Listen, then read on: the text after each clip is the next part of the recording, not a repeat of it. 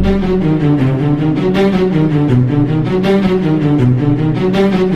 I'm riding, I hear something in the woods beside me. Couldn't have been more than maybe 10, 15 yards, just tearing up everything.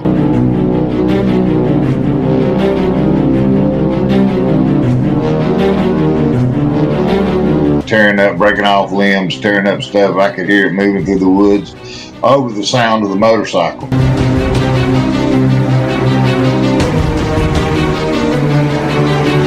I look to my left, and here's a Sasquatch in broad daylight walking along the tree line.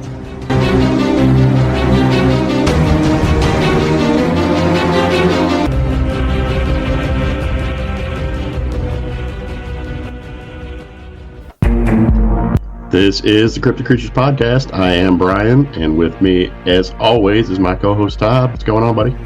Just getting excited for another show today. We've got Joey coming on to talk to us. Joey was in some law enforcement back in the day when he had his encounters. So it's always good to get.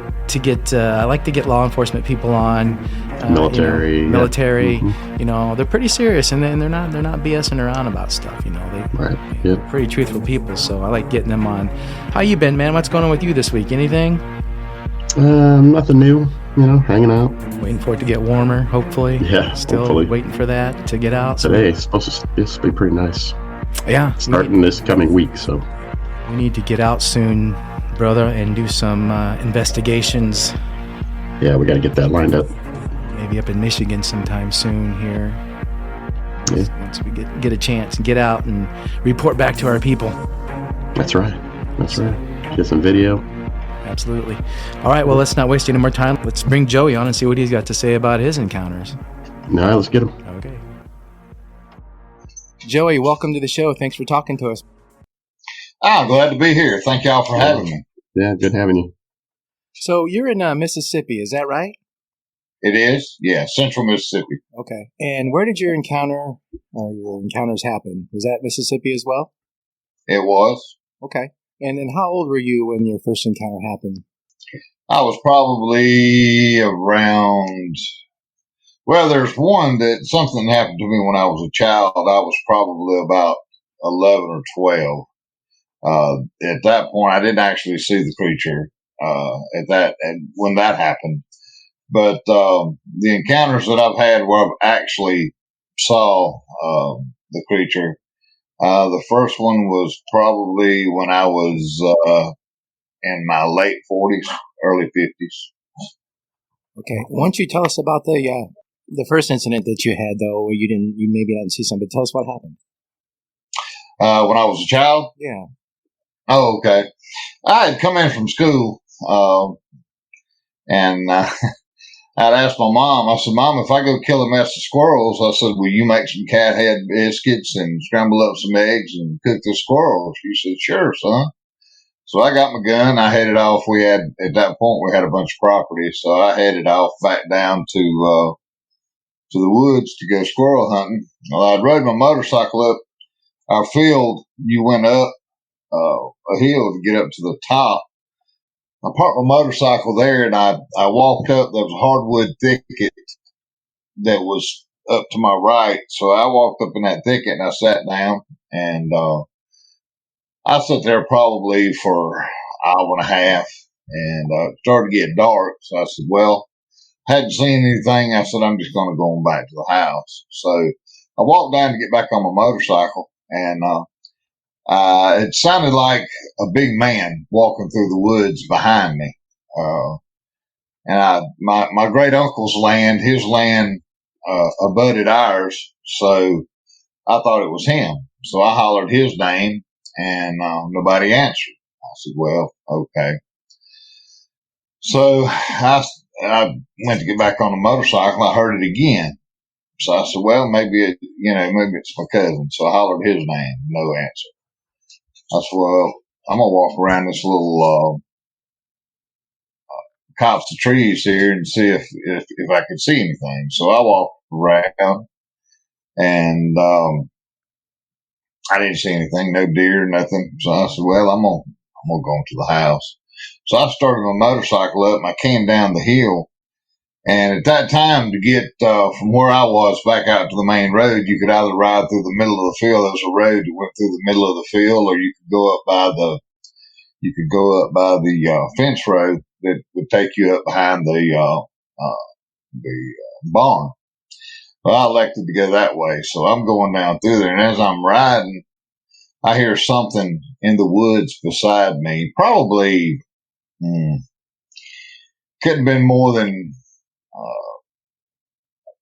maybe 10, 15 yards, just tearing up everything. I mean, just tearing up, breaking off limbs, tearing up stuff. I could hear it moving through the woods over the sound of the motorcycle.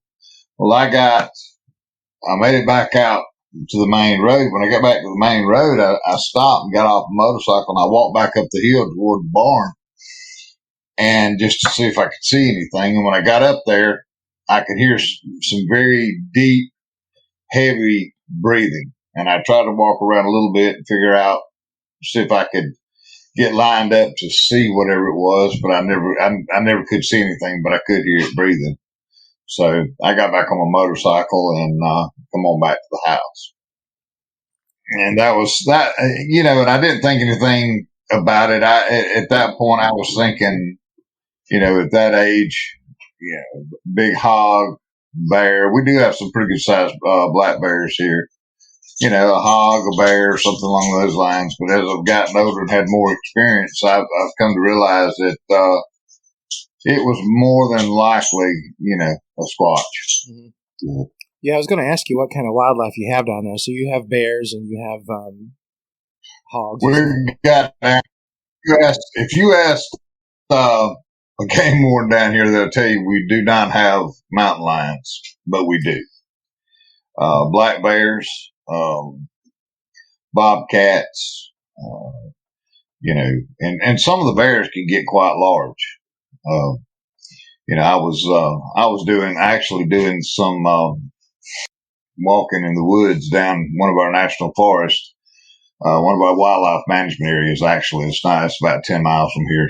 And I went up in there one day just to walk during the day, just to walk. So I had an experience there. So I was just walking through there, and I found some bear tracks. At first I thought it was a squatch track.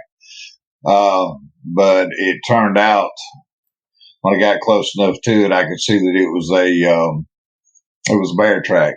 And the back foot on this bear track was probably, 8 to 9 inches. And the front one was probably, excuse me, probably 6 inches. I mean, we're talking about a 400 or 500 pound bear. I mean, good sized bear. So, yeah. And, of course, coyotes are everywhere.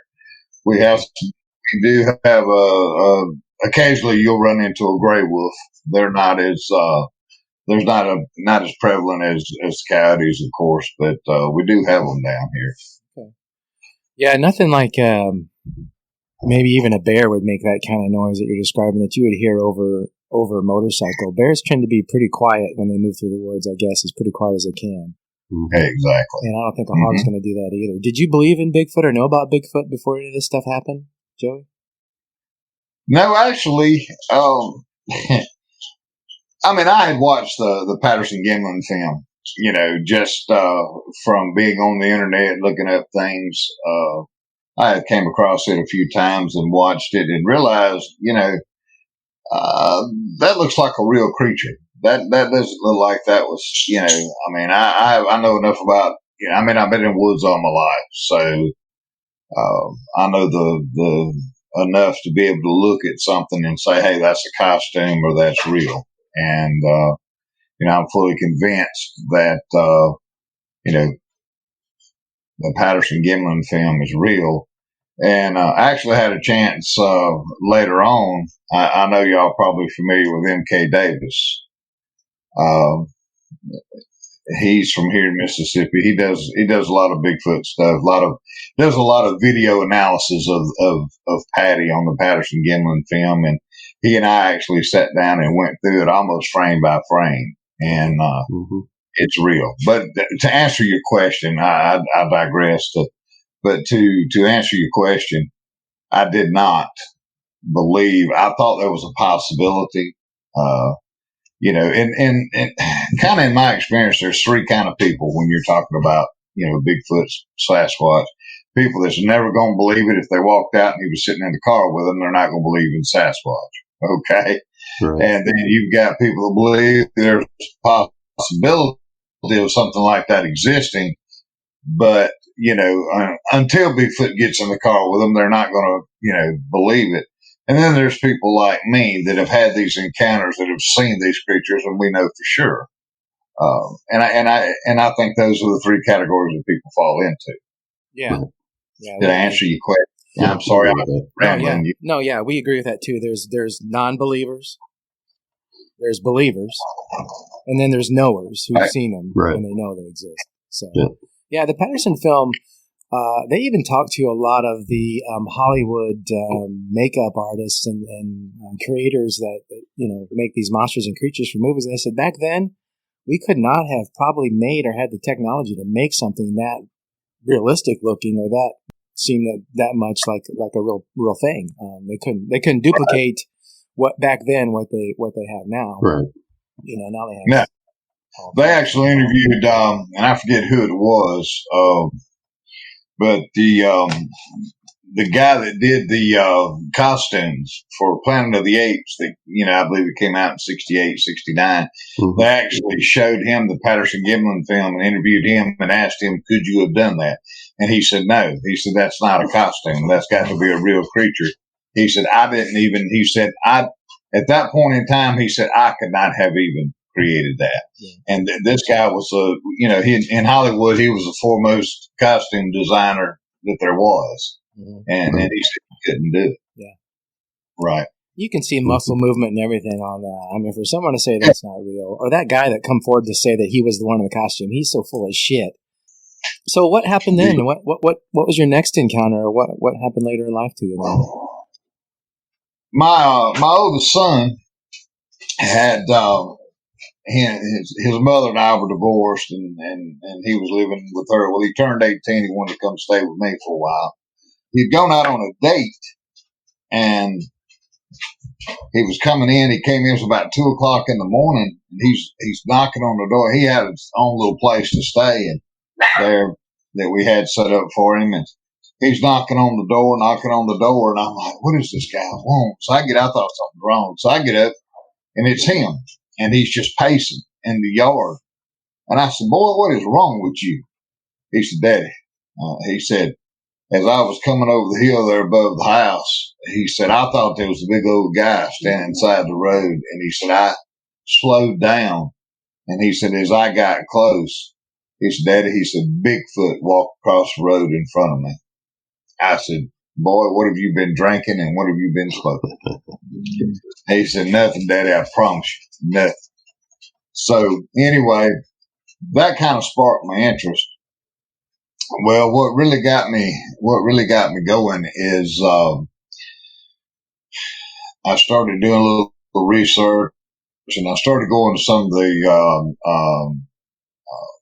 some local Bigfoot get-togethers, different people, various people, and kind of got tied in with them, and I started doing a little researching with them, and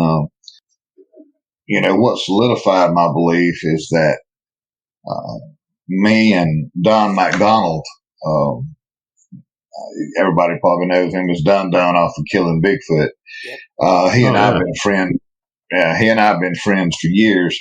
So he called me one weekend, and he has always called me Sasquatch. He's never called me by my name.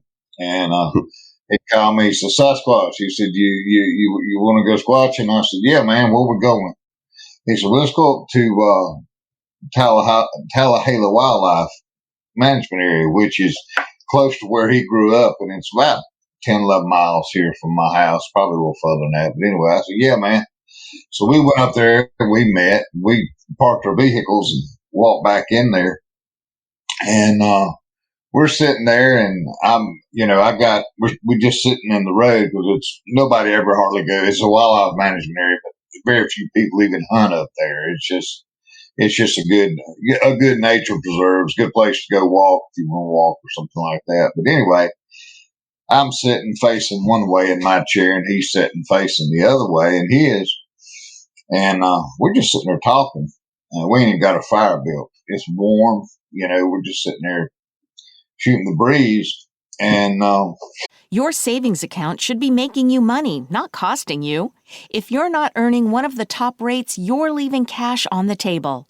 At Raisin, it's all about your financial goals. No fees, just results. One login unlocks access to high-yield savings accounts and CDs from over 70 banks and credit unions. Stop settling. Explore your options and sign up in minutes at Raisin.com. Raisin.com, where your money grows. He said, man, look, he said, I need you to get up, act like you're doing something. And when you go to sit back down, turn your chair around. I said, okay. I said, well, I got to take a leak. I'll get up and do that. So I got up, walked off a little ways. I come back, I turned my chair around, and I sat down, and I knew what he was doing. I said, what am I looking at? He said, look at 1 o'clock.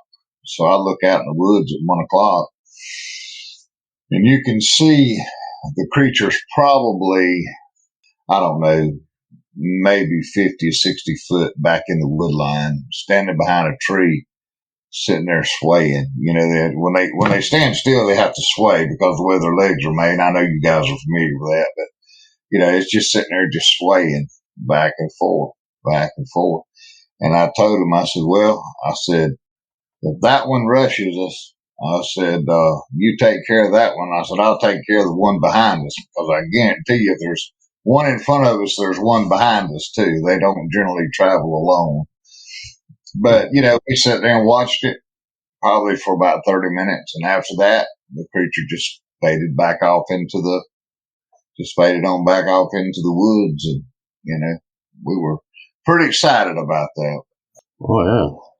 Could you see any details of it? Was it too dark? Did you just see an outline, or could you see anything? Too dark. I mean, basically what I could see was, I could see the outline of the creature, tell what it was. There was enough light that I could tell what it was. I was scared to turn a light on it, because I knew if I did, it was gonna boogie on out of there. It wasn't gonna stay around. So I just, we watched as best we could, and I mean, there was no doubt of what it was. Did you feel scared? Were you fearful at all? Only a stupid man is not afraid. You're dealing with a wild animal. You don't know what that animal's going to do. I have a healthy respect for these creatures, and it's tinged with a little bit of fear. Of course it is. Now, I mean, this is my personal thing. Although I did appear on an episode of Killing Bigfoot, I don't want to kill one of these creatures. I was just going to ask you if you ever. No, I do. I mean, I did. I was actually on that episode as a favor to Don.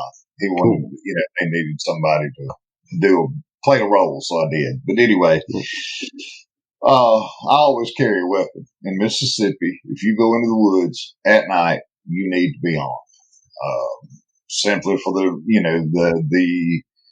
mountain lions, the bears, the coyotes, and things of that nature. You don't go into these woods unarmed.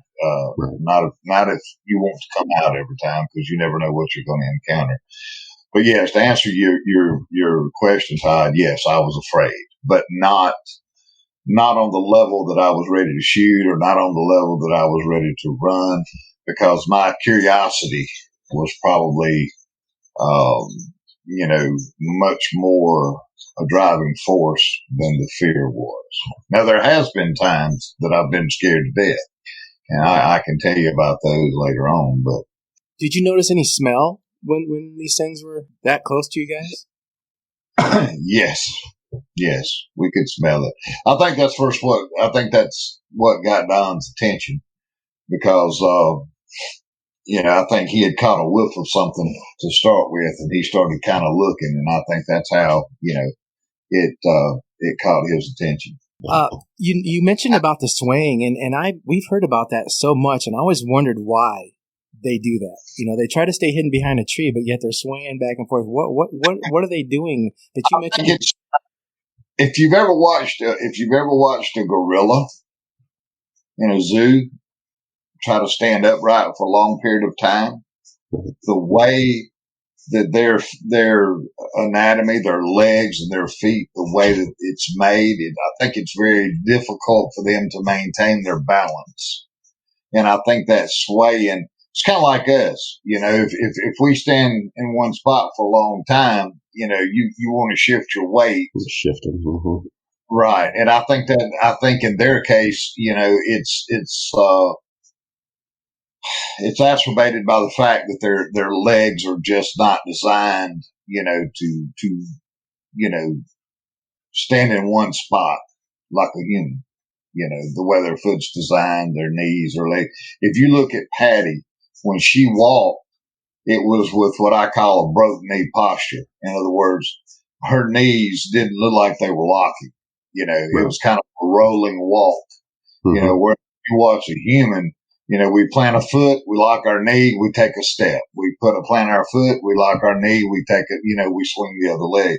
And I think that they, the way that their anatomy is set up, they can't lock their knees. So that swaying motion is simply them keeping their balance. I got you. And most people don't know this or don't think about this, and I didn't for a long time. I don't think proportionally their legs are as long as ours are to our body. Their legs are definitely longer than ours and bigger than ours, but proportionally, I think their legs are a little bit shorter on their torso than what you would think they would be, and that's another reason why they kind of keep their knees bent all the time. I think they don't ever lock their knees out when they walk, and with that motion and with how they bring their heel up and they do that kind of motion, I think that kind of what people describe as that floating walking look, right? Where their head stays still, doesn't bob up and down like a human's, and just kind of stays in that plane, and they look like they're just kind of gliding across stuff. So, right.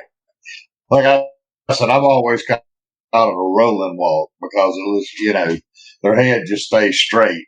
But anyway, I think that has a lot to do with it. I think it's an anatomical type thing. Yeah. So what else have you experienced, Joey? Well, the next encounter that I had was my cousin and I, God rest his soul. He just passed away, had a massive heart attack at 54 years old. Oh, I'm sorry to hear that. Man. He had 110 acres of land. He had cows, and he and I, a lot of times, we would sit out at night, shoot coyotes, keep them off his calves and stuff. And one night he called me. It's kind of in the spring of the year. He called me and said, he said, do you want to sit out, do a little coyote hunting? I said, yeah, man. I said, I'll be down there in a little while. So I got on my ATV and I went down there. But it had been raining and it had cleared off. So he said, look, we'll camp we'll build a fire in the catch pen, and we can sit up there. We can see all three of the fields. I said, all right. Well, we were sitting there, and they had his dad and him and had some lumber cut up out of some trees off their land, and they had put the slats off the cutoffs. They had piled them up behind the catch pen, the cow catch pen. So we went back there to get some of those. We were going to break those up and burn them. And he reached down, and I reached down about the same time to pick one up. When we did, there was a howl and a scream like nothing me and him, either one, had ever heard. And I mean, both of us have been woodsmen since we were little bitty kids. And we both looked at each other at the same time and said, what the hell was that? And we got the wood. We walked on back around, broke it up, got us a fire going. Well, I told him, I said, man, look, I said, I'm going to walk down the hill through the pasture there. I'm just going to walk down and see if I see anything that made that noise. I said, I don't know what that was. He said, I don't need it. So I started walking down the hill, and all I had a little single action 22 Magnum pistol that I used for coyote hunting, and very, very accurate little gun, and that's all I had with me. And I started down this hill. I got my flashlight in my hand. The moon had come out. It was almost like daylight out there. And I got kind of close to there's a little creek that runs right there. And I got down kind of probably 50 yards from the creek. And I'm looking, there's what looks like a tree. And I'm thinking to myself, now I just raked hay there last summer. I said, they ain't no tree right there. So I eased on down. I had my flashlight in my hand. So I eased on, got a little closer. When I got probably 20 yards away, I turned my light on and I came up with the light pointing that direction. And when I did, this tree moved. It stepped off into the creek. And I got closer, and really the only thing I saw was the side of his body and one hand. Now, I got big old hands. I'm 6'4". I got big old hands. But this hand would have made my hand look like a child's hand laying in mine. Well, at that time, you ain't never seen a white boy move that fast. I went back up the hill. And I told my cousin, I said, let me get your AR. Man, you ain't getting my AR. I said, man, let me borrow the AR. I said, there's something down there, but I ain't got no. He said, if you want to go explore, he said, go to your house and get a bigger gun. I said, well, I said, okay. So I got back on my ATV. I come up to the house, got a shotgun. I went back down there and I walked down and I looked around where he had been standing, but I didn't see any tracks or anything.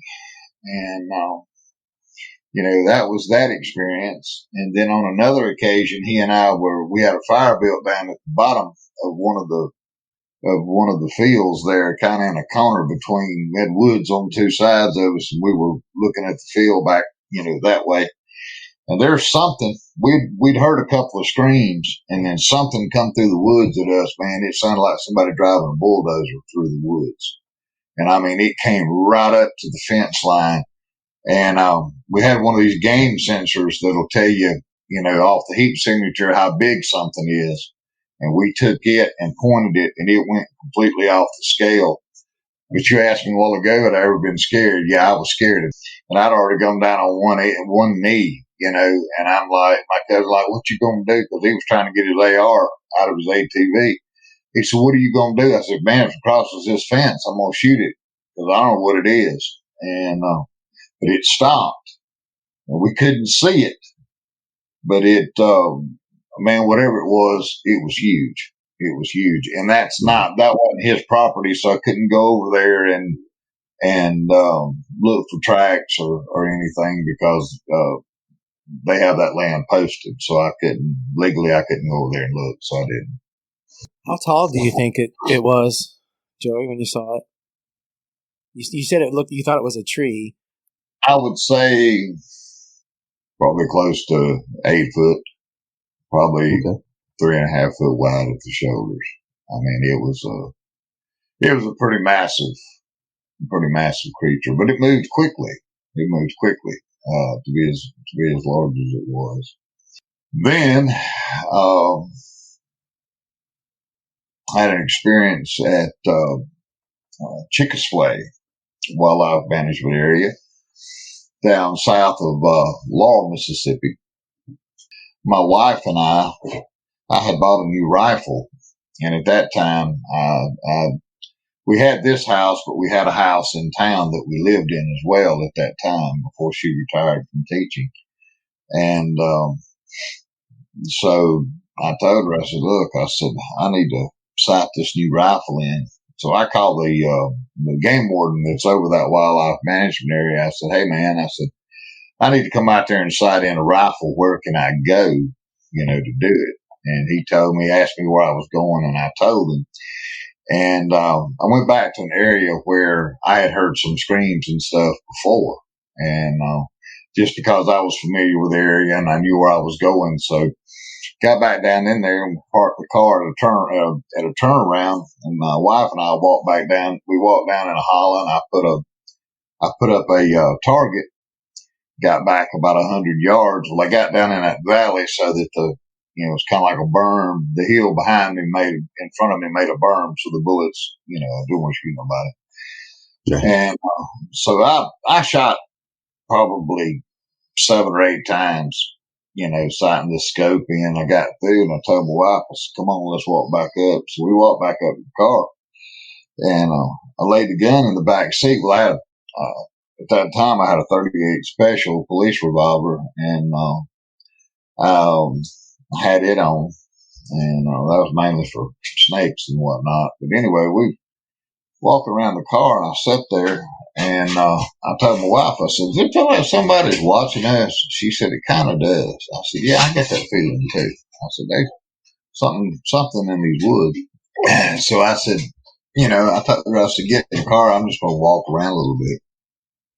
So I kind of walked down the road a little bit in front of the car, and then I walked back, walked around, and probably after about 30 minutes, the feelings of being watched. Now, I never smelled anything, which was really, really strange in this situation. It could have been the way the wind was blowing. I didn't really pay that much attention to, the wind direction at that time. I said, "Well," I don't feel it anymore. I said, "We're going to go." I got in the car and I pulled off, and I probably went maybe 100 yards, and off to the left there was it was open with some sparse trees, and I looked to my left, and here's a Sasquatch in broad daylight walking along the tree line. I turned to my wife to ask, she had already seen it. She was already all the way up on the dashboard, with her head looking. And I looked at her. I said, "Now you tell me what you saw." I didn't want to influence what she had seen. I tried to stop. When I stopped, I went to back up and try to get a picture. By the time I did that, got my phone up, got ready to take a picture, he turned and went into the woods. Anyway, I asked her, "What did you see?" She said, "I saw a 7 to 8 foot tall gorilla-like creature, black fur." She said he probably weighed between 500-600 pounds, and she perfectly described a Bigfoot encounter. She did. And I said, and that's exactly what I saw too. And she looked at me. She said, "Well," she said, "you're not crazy after all." She said, "They do exist." Wow. And so that was validation for me. She's like, "I don't know why you go sit out in the cold weather in the middle of the night." I said, "Well, now you know." Yeah.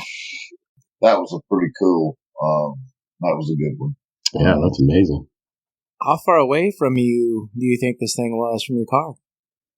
He was probably standing no more than maybe 30, 40 foot from me. Oh, that's why I just, wow. That's why but there was no smell. And that's really that was the strange thing, man. There was no smell.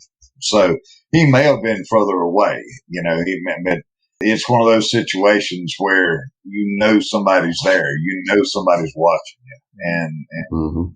I wasn't expecting it to be a Bigfoot. There used to be a lot of transient people that camp down in that area. And I kind of figured, I got one of these transient folks watching me, and we don't come out and decide to try to rob me. I really don't want to shoot him. But no, it was a critter. What's your wife think about him now? Does she go out at all, or is she too scared? Does she want to stay in? What's her thoughts? My wife is not going to go sit out in the middle of the night. It's either too cold or too hot.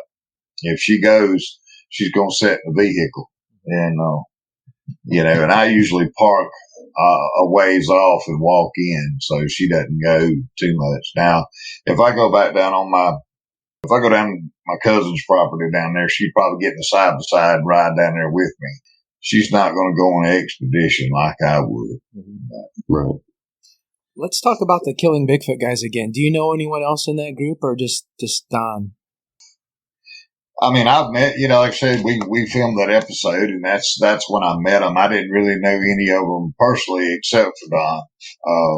And he, like I said, he asked me to be in that episode. I mean, it's a scripted program, just like Finding Bigfoot's a scripted program. Right. People think that these are not scripted, but they are. And he just asked me to be in there, and I did. And a bunch of really nice guys. I mean, and they actually, it was the producer's idea. It was either the producer's idea or the network's idea. They're the ones that wanted to call it Killing Bigfoot. They didn't want to call it that. And I think that's really had a lot to do with why it only lasted one season. I think that put people off. And, right. But there's a bunch of really good guys. I mean, but like I said, I didn't really know anybody personally until just, I'd seen a few of them here and there at Bigfoot get-togethers, but, I'd never really got into their inner circle. Me and Don, we just grew up in the same neck of the woods and kind of had that commonality of being from, I'm from one county and he's from the next county up originally. So we kind of just struck up a friendship and, but a bunch of good guys. Those guys are definitely into Bigfoot, obviously, even though the show might be scripted. But are they planning on trying to get one and kill one for proof? Is that their whole goal in reality, or the premise of the show? And truthfully, it's like we've always said. There's nobody, the scientific community as a whole, no matter how many plaster casts you bring back, no matter how many recordings, no matter how much video or whatever you take to the scientific community, until you can provide them with a body, mainstream science is going to say this thing does not exist. Okay. Right. So I think that the only way any of those guys would really take a specimen would be if it was being aggressive, if it was killing livestock, threatening people, killing, pets, something like that, and it couldn't be run off. At that point, yeah. I mean, at that point, I would probably take a specimen. If it's becoming a true nuisance and a danger to humans, at that point, you don't have much choice. It'd be the same thing with a bear. If I had a bear around my house messing with my dogs and different things, I mean, I'd call the game warden and say, hey, y'all need to come catch this bear, because if you don't, I'm going to catch him for you. I'd just have to take care of it. I think that's the same thing. I mean, these guys didn't have a bloodlust for Bigfoot or anything. I think they just like me, if it was a nuisance, if it was a danger to people, they would. But other than that, I mean, no. I mean, like I said, me and Don, we went on we've been squatching them a lot together, and he's never, even we've seen one, he's never pulled a weapon and said, I'm going to take this specimen. So no, I don't think, like I said, Hollywood and TV networks, they have their own agenda. Right. Yeah. We've talked about that many times. Well, people get so worked up about this whole killing one. What it comes down to is that if we want to know these things exist, a body's going to have to be brought in. Just like any other animal that we've proven existence of. I mean, I don't know if we when we discovered the mountain gorillas, I don't know that we killed one of them right away, but eventually, they killed two of them. Did they? That's how they knew they existed. So any animal out there, a tiger, anything that has the capability of harming a human being, obviously, but if they wanted to prove the existence, they probably took a body, and that's what people don't understand. All these animals that are in zoos, originally, they had to kill one. And, And to learn about the animals that are on this earth, and to learn about our earth, and to have the knowledge that we want to have, that sometimes is required, and it's probably going to be required too in the Bigfoot world. Unfortunately, some people don't like it, but that's probably what's going to have to happen. If you go to any museum that has panoramas or whatever of creatures, that do exist or didn't exist, some of them are stuffed. They're mounted. Right. Like I said, I don't want, if he leaves me alone and interacts peacefully with me, I'll interact peacefully with him. But at the point that if I wake up one night and my dog's outside or barking, I walk out there and there's a Bigfoot trying to get one. I mean, I may shoot in the air the first time. If he don't leave, then we're going to have the proof we need, because I'm going to leave him laying right there, and that's not because, like I said, I hunted a lot in my younger days, but as I've gotten older, I'm 60 now. And as I've gotten older, I have a much more, a deeper reverence for life than I did when I was younger. Just to go out in the woods, I had a lot rather. I'll be honest with you. I wish somebody asked me, what would you love to happen with your encounters with Bigfoot? I said, I'd love to befriend one. I would love to be able to be comfortable enough. Who was the lady that got in with the mountain? Jane Goodall. Oh, yeah, Jane Goodall. She was able to gain their trust and actually be kind of accepted as part of their troop. And I, that's what I would love to do with Bigfoot. I would love to be able to get to the point where they trusted me enough to let me interact with them, film them, take some pictures. Any serious Bigfoot researcher is probably thinking the same way. A lot of people, the general public, you don't know how much harassing I get at work about being a Bigfoot. Yeah, we do. We do realize we get it too. Yeah, we get it too. Yeah. Well, they say, how long you been a Bigfoot researcher? I said, I'm not a Bigfoot researcher. They said, what are you? I said, I'm a squatchologist. I like that. Nice. I like that one. Squatchologist. They pick at me, but then again, I never will forget. I was in law enforcement for a long time, and I worked in the prison system. And I had my sergeant. He was a big old black guy. I mean, man, this dude, everybody in the prison feared him. The inmates feared him. And he kind of, when I got into it, he took me under his wing. He found out that I did Bigfoot research. Man, we'd sit up there, we worked night shift, and sometimes 3 or 4 hours I'd sit there and he'd talk to me. He'd ask me questions, and I'd tell him, about my encounters and other people's encounters. And I said, Sarge, you need to go with me one night. I said, we'll go down. I know some spots where we probably, if nothing else, will at least hear a scream or some tree knocks or something.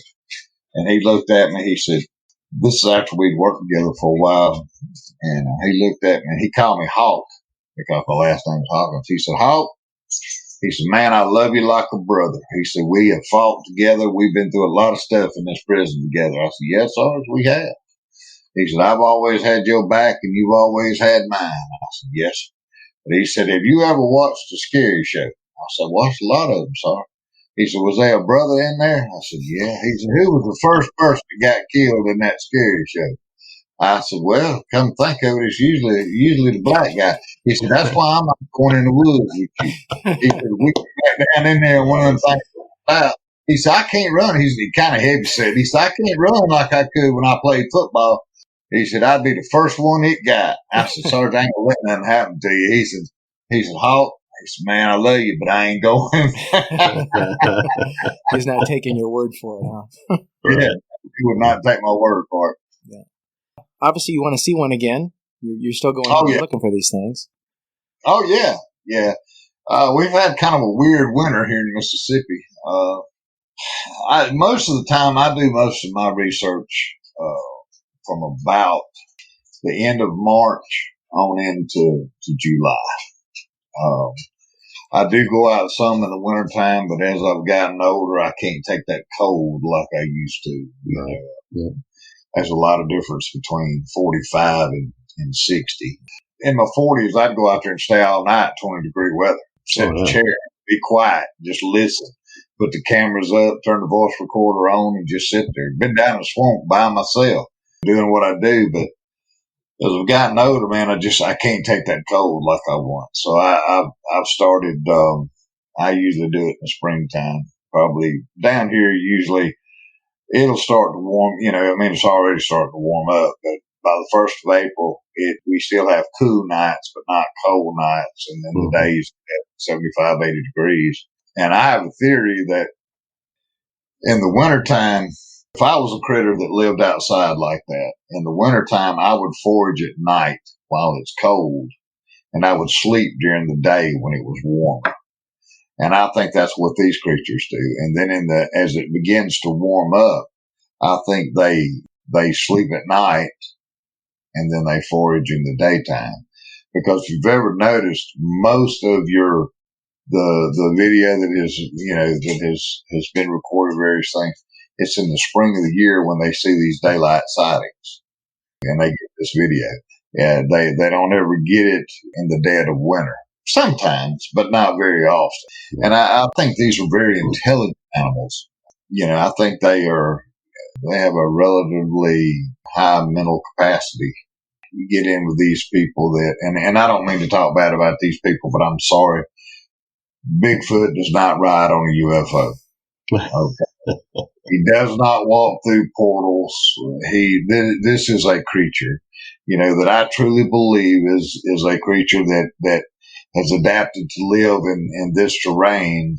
And I think probably it is a descendant of Gigantopithecus. Well, that's a mouthful. Yeah, it is. For no country boy like me. It's an animal. It's a highly intelligent animal, but it's an animal. And sometimes people just they go off on tangents, and oh man, I saw Bigfoot, the UFO. He was in there with Elvis.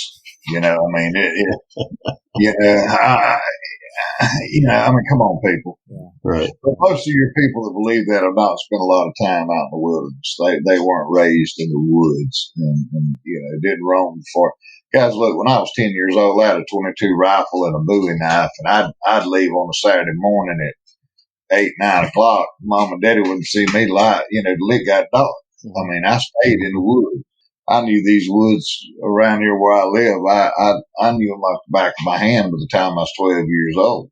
And there's not many creatures that I can't tell you what sound it is that they make, or if it makes a sound, identify it. But I'll tell you, when you hear a squatch scream, it is like nothing else you've ever heard.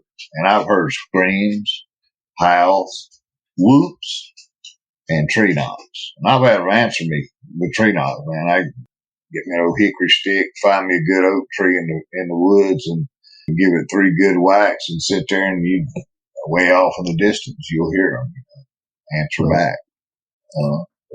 Yeah, I don't get the whole thing with people going out at nighttime all the time. I know they think these things are nocturnal or can be, but if I'm going to go looking for one, I want to be able to see it, and I want to see it in daylight. And I don't want to be out in the dark, because that just makes it 3 times more scary. And you just don't know how close you're going to get to one if you do see one. So, yeah. I've got night vision. I hadn't got infrared yet because my wife won't let me spend the money. But no, it's just infrared to me. FLIR is something I'd love to have, but the one that I want is about $5,000, and I'm just,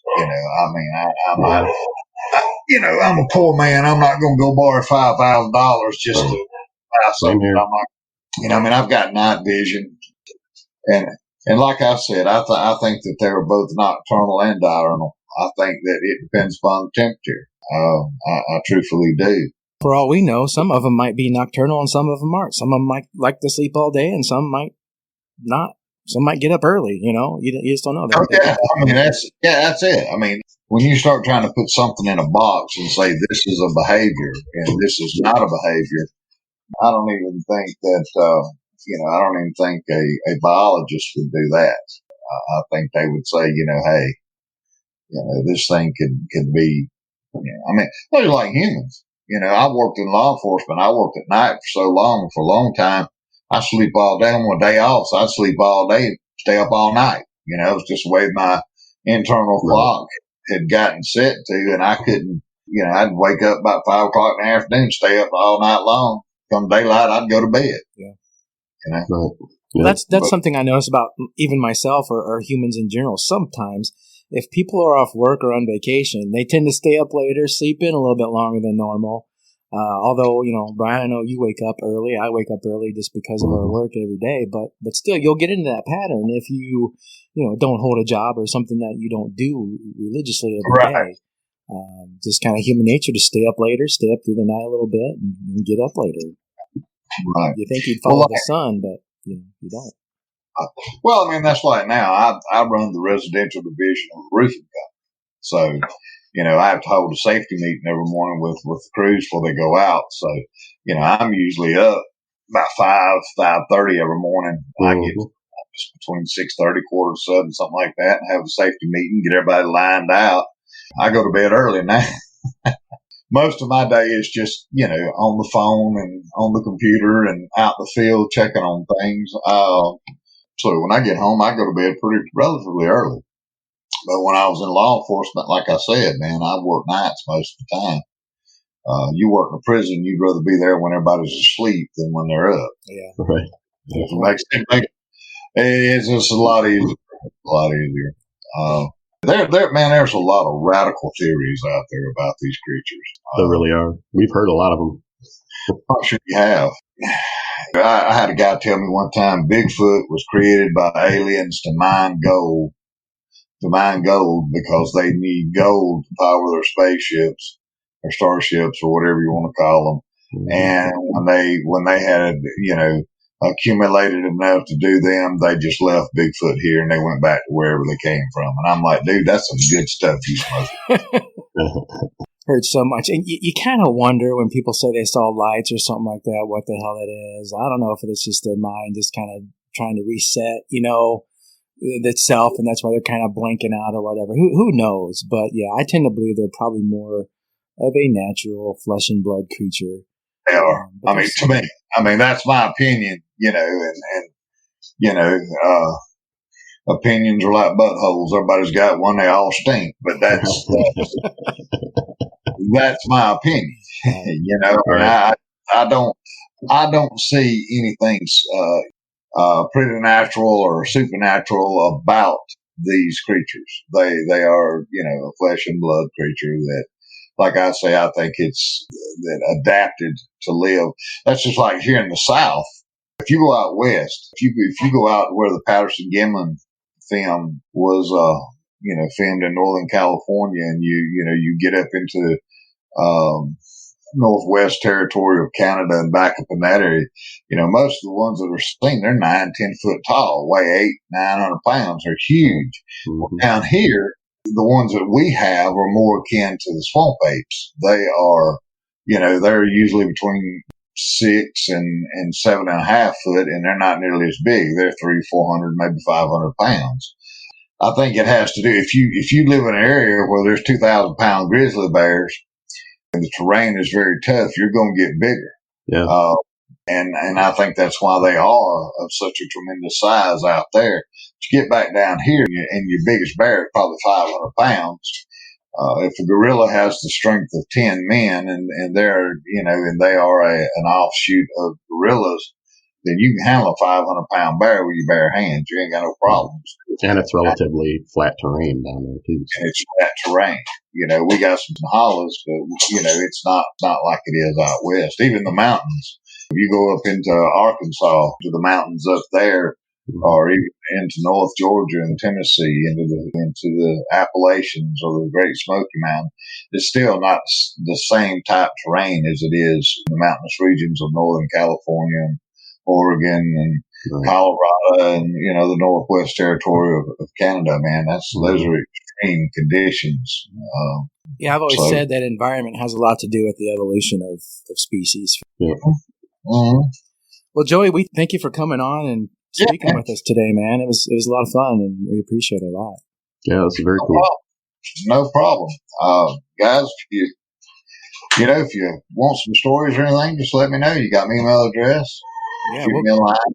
We'll get back in touch with you for sure. And if you're out there and you happen to come across anything else, you got to get a hold of us and let us know what's going on down there. I will. If I get some video, you'll be the first ones I contact. We'll get it on the show. That'd be awesome. Yeah. All right. All right, man. Well, you take care. Yes, sir. Y'all have a good day now. We'll talk to you later. Bye, Joey. See you, Joey. He's definitely had a lot of experiences. Yeah, some really cool ones too. Yeah. I forgot to ask him about the detail of the last one's face, if he got a chance to look at that. But yeah, pretty close. I'm sure he probably did, unless it was broadside. It was cool when he talked about his wife seeing it.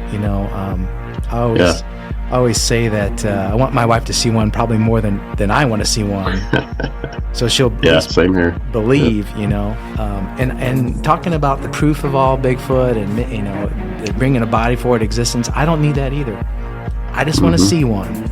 Right. So I can say that last 1%, that 99.9 that I do have, that 0.1%, that because I haven't seen one. That little bit of shadow of a doubt. I can just put that aside. Can be gone, and that will be 100%. I want to be a knower, not a believer. Right? That's right. Yep, that's right. 100%. So, man, we're getting more listens every week. We appreciate it. I know, it's awesome. Yes. You guys are awesome. Thank you so much. Yep. We really appreciate it. Like to keep putting out as good a content as we can for you, and looking for good encounters. So if you know anybody who's had an encounter, or if you've had an encounter, come talk to us. Be on our show. Get a hold of us. info@cryptidcreatures.co. We are on Twitter. Yep. Also, Twitter, Facebook, Instagram. They can call us now, right, Brian? Yeah. 8775-Dogman. Right on. Sounds good. I appreciate you hanging out with me again, sir. Oh, man, always fun. Good time. Love listening to these guys' encounters and hearing about these things. Yep. All right. I will talk to you next time. Until then, you take care. Yep. See ya.